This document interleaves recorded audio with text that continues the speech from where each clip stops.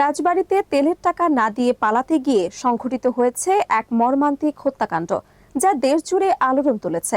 একটি ফিলিং স্টেশনে দায়িত্ব পালন করা নিরীহ শ্রমিককে গাড়ি চাপা দিয়ে হত্যা করার অভিযোগ উঠেছে প্রভাবশালী রাজনৈতিক পরিচয়ধারী এক ব্যক্তির বিরুদ্ধে। ঘটনাটি ঘটেছে রাজবাড়ীর গোয়ালন্দ মোড়ের আলহাদিপুর করিম ফিলিং স্টেশনে। 16 জানুয়ারি ভোর রাত 3:30টার দিকে একটি কালো রঙের ল্যান্ড ক্রুজার জিপ সেখানে এসে প্রায় 5,000 টাকার তেল নেয়, কিন্তু তেল নেয়ার পর টাকা পরিশোধ না করে গাড়ি নিয়ে চলে যাওয়ার চেষ্টা করেন চালক। এই সময় ফিলিং স্টেশনের ওয়েলম্যান রিপন সাহা টাকা চাইলে তাকে পাশ কাটিয়ে দ্রুত গাড়ি চালিয়ে দেয় অভিযুক্তরা। গাড়ির সঙ্গে দৌড়াতে থাকা অবস্থায় রিপন সাহাকে চাপা দিয়ে নির্মমভাবে হত্যা করে তারা।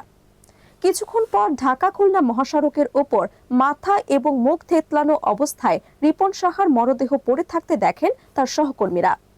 খবর পেয়ে আলহাদিপুর হাইওয়ে থানা পুলিশ মরদেহ উদ্ধার করে রাজবাড়ী সদর হাসপাতালের মর্গে পাঠায়। নিহত রিপন সাহা রাজবাড়ী সদর উপজেলার খানখানপুর ইউনিয়নের সাহাপাড়া গ্রামের পবিত্র সাহার ছেলে। তিনি ওই ফিলিং স্টেশনে দীর্ঘদিন ধরে ওয়েলম্যান হিসেবে কাজ করছিলেন। পরিবারের একমাত্র উপার্জনক্ষম ব্যক্তিকে হারিয়ে দিশেহারা স্বজনরা। একদিকে ফিলিং স্টেশনের সিসিটিভি ফুটেজে ধরা পড়েছে ঘটনার ভয়াবহ দৃশ্য।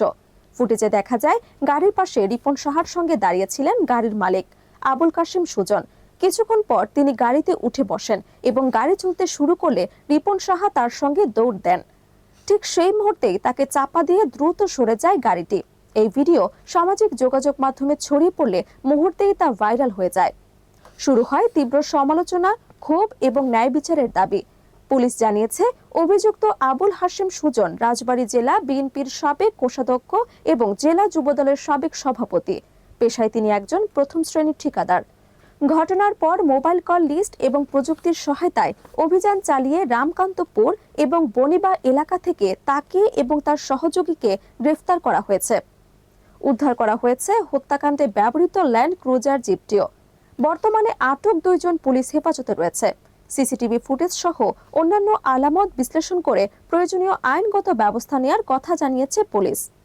এই ঘটনায় নতুন করে প্রশ্ন উঠছে, তেলের টাকার বিনিময়ে কি একজন শ্রমিকের প্রাণ এতটাই সস্তা? প্রভাবশালী পরিচয় থাকলে কি আইনের ঊর্ধ্বে থাকা যায়?